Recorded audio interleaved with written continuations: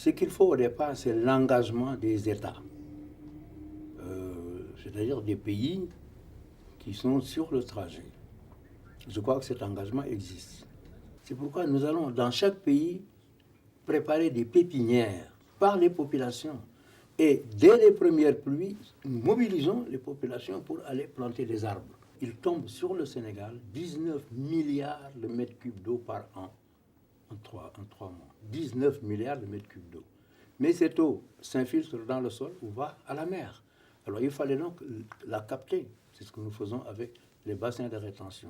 Au point le plus bas, le niveau le plus bas, à côté des villages, nous creusons 100 mètres, 200 mètres, un bassin, et nous compactons le fond. L'eau vient naturellement s'y engouffrer. Et cette eau permet aux paysans de faire la culture maraîchère, de faire boire le bétail. C'est extraordinaire, ça change complètement la vie des paysans selon les scientifiques. Il y a des plantes qui, après 3 mois d'eau, de pluie, n'ont plus besoin d'eau pendant les 9 mois qui suivent, jusqu'à la prochaine saison de pluie.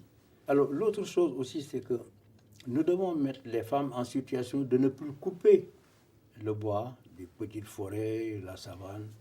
Et ça, on a inventé des fours, même des fours solaires. Et ça ne prend pas toujours. Et au Sénégal, nous sommes en train d'utiliser la tourbe pour faire des briquettes. Comme c'est du charbon, pour qu'elles utilisent le charbon, de la tourbe, c'est-à-dire de l'énergie fossile, plutôt que de couper le bois. Mais les femmes sont très sensibles à ça. Mais ce n'est pas encore tout à fait au point. C'est un projet de toute l'humanité qui peut réussir, qui doit réussir. Parce que nous contribuons à l'émission d'oxygène par les plantes et à la limitation relative de l'émission des gaz à effet de serre. Parmi l'une des causes de l'augmentation des prix des denrées de première nécessité, il y a la rétention de certains produits agricoles par certains pays qui disent « nous ne pouvons plus exporter ». Pour 2 raisons, la population a augmenté dans ces pays-là. Et deuxièmement, le niveau de vie des populations a augmenté. Ces populations ont besoin de manger justement des denrées qu'ils ne mangeaient pas avant. Avec l'Inde, nous avons passé un accord de production dans 6 ans, c'est-à-dire première année 100 000 tonnes de riz, deuxième année 200 000 tonnes, troisième année 300 000 tonnes, jusqu'à 600 000 tonnes qui est notre consommation.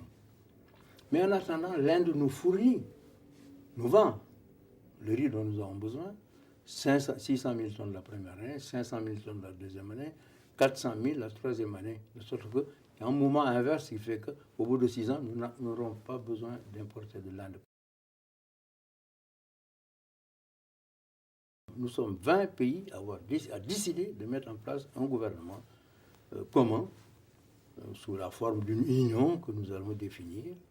Il y a 4 autres pays dont nous attendons les réponses.